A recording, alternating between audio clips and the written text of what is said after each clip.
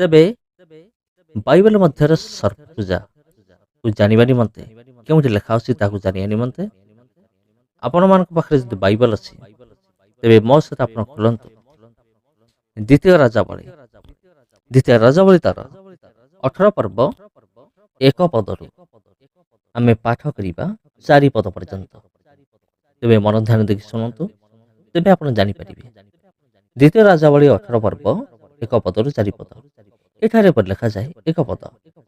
ଇସ୍ରାଏଲର ରାଜା ଏଲାଙ୍କ ପୁତ୍ର ହୋସେଇଙ୍କର ଅଧିକାରର ତୃତୀୟ ବର୍ଷରେ ଜିହୁଦାର ରାଜା ଆହସ୍କର ପୁତ୍ର ହିଜକିୟ ରାଜ୍ୟ କରିବାକୁ ଆରମ୍ଭ କଲେ। 2 ପଦ। ସେ ରାଜ୍ୟ କରିବାକୁ ଆରମ୍ଭ କରିବା ସମୟରେ 25 ବର୍ଷ ବୟସ୍କ ଥିଲେ। ଆଉ ସେ ଜେରୁସାଲେମରେ 29 ବର୍ଷ ରାଜ୍ୟ କଲେ। ତାଙ୍କର ମାତାଙ୍କର ନାମ ଅବି, ସେ ଜିଖରିୟଙ୍କର କନ୍ୟା ଥିଲେ। 3 ପଦ। ପୁଣି ସେ ଆପଣା ପୂର୍ବପୁରୁଷ ଦାଉଦଙ୍କର ସମସ୍ତ କ୍ରିୟାନୁସାରେ ସଦାପ୍ରଭୁଙ୍କ ଦୃଷ୍ଟିରେ ଯଥାର୍ଥ କର୍ମ କଲେ। 4 ପଦ ସବୁଠାରୁ ଗୁରୁତ୍ୱପୂର୍ଣ୍ଣ, ଯାହାକି ଆମମାନଙ୍କର ବିଷୟବସ୍ତୁ ଅଟେ। ଆଜିର ବିଷୟବସ୍ତୁ ଯେ ବାଇବେଲ ମଧ୍ୟରେ ସର୍ପପୂଜା। 4 ପଦ ଲେଖା ଅଛି, ସେ ଉଚ୍ଚ ସ୍ଥଳୀ ସବୁ ଦୂର କରିଦେଲେ ଓ ସ୍ତମ୍ଭ ସବୁ ଭାଙ୍ଗି ପକାଇଲେ ଓ ଆଶେରା ମୂର୍ତ୍ତି କାଟି ପକାଇଲେ। ପୁଣି ମଶା ନିର୍ମିତ ପିତଳ ସର୍ପ ଖଣ୍ଡ ଖଣ୍ଡ କରି ଭାଙ୍ଗିଦେଲେ। କାରଣ ତହିଁ ଉଦ୍ଦେଶ୍ୟରେ ଇସ୍ରାଏଲ ସନ୍ତାନଗଣ ସେ ସମୟ ପର୍ଯ୍ୟନ୍ତ ଧୂପ ଜଳାଉଥିଲେ। ଆଉ ସେ ତାହାର ନାମ ନହୁଷ୍ଟନ ପିତଳ ଖଣ୍ଡ ରଖିଲେ। ତେବେ 4 ପଦକୁ ଟିକେ ଧ୍ୟାନ ଦିଅନ୍ତୁ। ଏଠାରେ ଲେଖା ଅଛି, ଯେତେବେଳେ ହିଜକିୟ ରାଜ୍ୟ କରିବାକୁ ଆରମ୍ଭ କଲେ, ସେ ସମସ୍ତ ମୂର୍ତ୍ତି ଗୁଡ଼ିକୁ ଦୂର କଲେ ଆଉ ଆଶେରା ମୂର୍ତ୍ତି କାଟି ପକାଇଲେ, ସ୍ତମ୍ଭ ସବୁ ଭାଙ୍ଗି ପକାଇଲେ। କିନ୍ତୁ ତା ମଧ୍ୟରେ ଆଉ ଗୋଟେ ବିଷୟ ଅଛି, ସେ ମଶା ନିର୍ମିତ ପିତଳ ସର୍ପ ଖଣ୍ଡ ଖଣ୍ଡ କରି ଭାଙ୍ଗିଦେଲେ। ମଶା ଯେଉଁ ପିତଳ ସର୍ପ ନିର୍ମାଣ କରିଥିଲେ, ତିଆରି କରିଥିଲେ, ତାକୁ ସେ କ'ଣ କଲେ? ଖଣ୍ଡ ଖଣ୍ଡ କଲେ, ତାଙ୍କୁ ଭାଙ୍ଗିଲେ। ଭାଙ୍ଗିବାର କାରଣ ହେଉଛି ଇସ୍ରାଏଲ ଲୋକମାନେ ତାହାକୁ ହିଁ ପୂଜା କରୁଥିଲେ। ଲେଖା ଅଛି, କାରଣ ତହିଁ ଉଦ୍ଦେଶ୍ୟରେ ଇସ୍ରାଏଲ ସନ୍ତାନଗଣ ସେ ସମୟ ପର୍ଯ୍ୟନ୍ତ ଧୂପ ଜଳାଉଥିଲେ।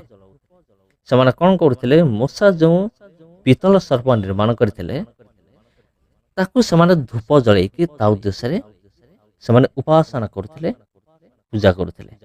ଆଉ ଯାହାକି ସଦାପ୍ରଭୁଙ୍କ ଦୃଷ୍ଟିରେ ଘୃଣା ଯୋଗ୍ୟ କର୍ମ ଥିଲା। ଆଉ ସେଥିପାଇଁ ସେ ଭାଙ୍ଗିଦେଲେ, ଖଣ୍ଡ ଖଣ୍ଡ କଲେ। ଆଉ ସେ ତାର ନାମ କ'ଣ ରଖିଲେ? ନହୁଷ୍ଟନ ରଖିଲେ। ନହୁଷ୍ଟନ ଅର୍ଥ ହେଉଛି ପିତଳ ଖଣ୍ଡ ବୋଲି ତା ନାଁ ଦିଆଯାଇଛି। ତେବେ ମଶାଙ୍କର ଏଇ ଯେଉଁ ପିତଳ ସର୍ପ, ଏହା କ'ଣ ବାସ୍ତବିକରେ ଥିଲା କି? ଏହାକୁ ମଶା କ'ଣ ବାସ୍ତବିକରେ ବନେଇଥିଲେ? ଏହା କେଉଁଠାରେ ଲେଖା ଅଛି? ତାହାକୁ ଯଦି ଆପଣ ଜାଣିବା ପାଇଁ ଚାହୁଁଛନ୍ତି, ତେବେ ମୋ ସହିତ ଖୋଲିବେ ଗଣନା ପୁସ୍ତକ ତାର 21 ପର୍ବ 4 ପଦରୁ 9 ପଦ। ଯଦି ଆମେ ପାଠ କରିବା, ତେବେ ସେଠାରେ ପିତଳ ସର୍ପ ବିଷୟ ଲେଖା ଅଛି। ଅନନ୍ତର ସେମାନେ ଇଦମ ଦେଶ ପ୍ରଦକ୍ଷିଣ କରିବା ନିମନ୍ତେ 4 ପଦ ହୋର ପର୍ବତରୁ ସୁଫ ସାଗର ପଥ ଦେଇ ଯାତ୍ରା କଲେ। ପୁଣି ପଥ ସକାଶୁ ଲୋକମାନଙ୍କ ପ୍ରାଣ ଅତି ସାହସହୀନ ହେଲା। 5 ପଦ। ତହିଁରେ ଲୋକମାନେ ପରମେଶ୍ୱରଙ୍କ ବିରୁଦ୍ଧରେ ଓ ମଶାଙ୍କ ବିରୁଦ୍ଧରେ କହିଲେ, କି ହେତୁ ତୁମେମାନେ ଆମମାନଙ୍କୁ ପ୍ରାନ୍ତରରେ ମାରିବାକୁ ମିଶ୍ର ଦେଶରୁ ବାହାର କରି ଆଣିଲ? ଦେଖ, ଏଠାରେ ରୋଟି ନାହିଁ ଓ ଜଳ ନାହିଁ। ପୁଣି ଆମମାନଙ୍କ ପ୍ରାଣ ଏହି ଲଘୁ ଅନ୍ନକୁ ଘୃଣା କରେ। 6 ପଦ। ସେତେବେଳେ ସଦାପ୍ରଭୁ ଲୋକମାନଙ୍କ ମଧ୍ୟକୁ ଦାହକ ସର୍ପ ପ୍ରେରଣ କରନ୍ତେ ସେମାନେ ଲୋକମାନଙ୍କୁ ଦଂଶନ କଲେ। ତହିଁରେ ଇସ୍ରାଏଲର ଅନେକ ଲୋକ ମଲେ। 7 ପଦ। ଏହି ନିମନ୍ତେ ଲୋକମାନେ ମଶାଙ୍କ ନିକଟକୁ ଆସି କହିଲେ, ଆମ୍ଭେମାନେ ପାପ କଲୁ, କାରଣ ଆମ୍ଭେମାନେ ସଦାପ୍ରଭୁଙ୍କ ବିରୁଦ୍ଧରେ ଓ ତୁମ୍ଭ ବିରୁଦ୍ଧରେ କଥା କହିଅଛୁ। ସଦାପ୍ରଭୁଙ୍କ ନିକଟରେ ପ୍ରାର୍ଥନା କର, ଯେପରି ସେ ଆମମାନଙ୍କ ନିକଟରୁ ଏହି ସର୍ପ ମାନଙ୍କୁ ଦୂର କରିବେ। ତେଣୁ ମଶା ଲୋକମାନଙ୍କ ନିମନ୍ତେ ପ୍ରାର୍ଥନା କଲେ। 8 ପଦ। ତେବେ ସଦାପ୍ରଭୁ ମୂଷାଙ୍କୁ କହିଲେ, ତୁମ୍ଭେ ଗୋଟିଏ ଦାହକ ସର୍ପ ନିର୍ମାଣ କରି ପତାକା ଦଣ୍ଡ ଉପରେ ରଖ।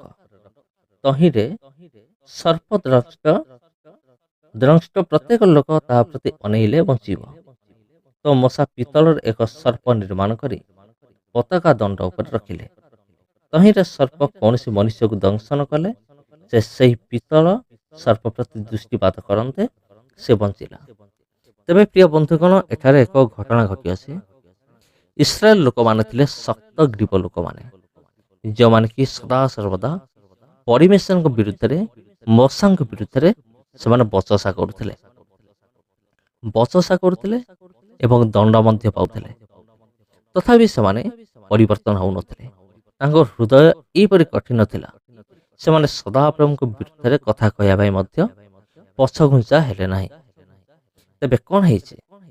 ଯେତେବେଳେ ସେମାନେ ହୋର ପର୍ବତରୁ ସୁଫ ସାଗର ପଥ ଦେଇକି ସେମାନେ ଯାଉଛନ୍ତି, ସେତେବେଳେ ସେମାନଙ୍କ ପ୍ରାଣ ସାହସହୀନ ହେଲା, ଆଉ ସେମାନେ ପରିମେଶନଙ୍କ ବିରୁଦ୍ଧରେ କଥା କହିଲେ, ଆଉ ମଶାଙ୍କ ବିରୁଦ୍ଧରେ ମଧ୍ୟ କଥା କହିଲେ। ଆଉ ସେମାନେ କଥା କହି କ'ଣ କହିଲେ? ଆଉ ଆମମାନଙ୍କୁ ଏଠାରେ ମାରିବା ପାଇଁ ଅଣାଯାଇଛି। ଏଠାରେ ତ ରୋଟି ନାହିଁ, କି ଜଳ ନାହିଁ, କିଛି ନାହିଁ। ଆଉ ଆମ ପାଖରେ ଯାହା ବି ଅନ୍ନ ରହିଅଛି ତାହାକୁ ଆମେମାନେ ଘୃଣା କରୁଅଛୁ। ଲଘୁ ଅନ୍ନକୁ ଘୃଣା କରେ ବୋଲି ଲେଖା ଅଛି। ତେବେ ସଦାପ୍ରଭୁ ଯେତେବେଳେ ସେମାନଙ୍କର ବଚସାକୁ ଶୁଣିଲେ, ସେତେବେଳେ ପରମେଶ୍ୱର ସେମାନଙ୍କ ମଧ୍ୟକୁ ସର୍ପମାନଙ୍କୁ ପଠାଇଲେ। ଯେଉଁ ସର୍ପ ବିଷଧର ସାପମାନଙ୍କୁ ପଠାଇଲେ, ସେମାନେ ଆସିଲେ ଅନେକଙ୍କୁ ଆଘାତ କଲେ। ଆଉ ସେମାନଙ୍କ ମଧ୍ୟରେ ଯେଉଁମାନଙ୍କୁ ଆଘାତ କଲେ, ସେମାନଙ୍କ ମଧ୍ୟରେ ଅନେକ ମୃତ୍ୟୁବରଣ କଲେ। ତାପରେ ସେମାନେ ସମସ୍ତେ ମଶାଙ୍କ ନିକଟକୁ ଆସୁଛନ୍ତି ଏବଂ କହୁଛନ୍ତି ଯେ ଆମେମାନେ ସଦାପ୍ରଭୁଙ୍କ ବିରୁଦ୍ଧରେ ଆମେ କଥା କହିଅଛୁ। ତେବେ ପ୍ରାର୍ଥନା କର ଯେପରି ସର୍ପ ଗୁଡ଼ିକ ଆମ ମଧ୍ୟରୁ ଦୂର ହେବ। ତେବେ ଯେତେବେଳେ ମଶା ପ୍ରାର୍ଥନା କରୁଛନ୍ତି, ତାପରେ ସଦାପ୍ରଭୁ କହୁଛନ୍ତି ଠିକ୍ ଅଛି, ତୁମେ ଏକ ପିତ୍ତଳ ସର୍ପ ତୁମେ ନିର୍ମାଣ କରି ତାକୁ ପତାକା ଉପରେ ରଖ। ଆଉ କେହି ଯଦି ସେହି ସର୍ପ ପ୍ରତି ଅନେଇବ, ତେବେ ସେ ବଞ୍ଚିବ। ତେବେ ମଶା ସେମିତି କଲେ। ସେ ଏକ ପିତ୍ତଳର ସର୍ପ ନିର୍ମାଣ କଲେ, ତାକୁ ଏକ ପତାକା ଉପରେ ରଖିଲେ, ଆଉ ଯିଏ ସେଇ ସର୍ପକୁ ଅନେଇଲା ସେ ବଞ୍ଚିଲା। ତେବେ ପ୍ରିୟ ବନ୍ଧୁଗଣ, ଇଏ ଥିଲା ସେହି ଘଟଣା। ମଶା ଏଇ ଯେଉଁ ପିତ୍ତଳ ସର୍ପ ନିର୍ମାଣ କରିଥିଲେ, କାଳକ୍ରମେ ଇସ୍ରାଏଲ ଲୋକମାନେ ତାକୁ ପୂଜା କରିବା ଆରମ୍ଭ କଲେ। ସେ ସାପକୁ ପୂଜା କରିବା ଆରମ୍ଭ କଲେ, କାରଣ ସେଇ ପିତ୍ତଳ ସର୍ପ ଯୋଗୁଁ ଅନେକ ରକ୍ଷା ପାଇଥିଲେ। ତେଣୁ ସେମାନେ କ'ଣ କଲେ? ଇଏ ଆମର ରକ୍ଷାକାରୀ ବା ଇଏ ଆମର ସାହାଯ୍ୟକାରୀ ବୋଲି ମନେକରି ଚିନ୍ତା କରି ସେମାନେ ପୂଜା କରିବାକୁ ଆରମ୍ଭ କଲେ, ଯାହା ଥିଲା ସଦାପ୍ରଭୁଙ୍କ ଦୃଷ୍ଟିରେ ଘୃଣାଜନକ।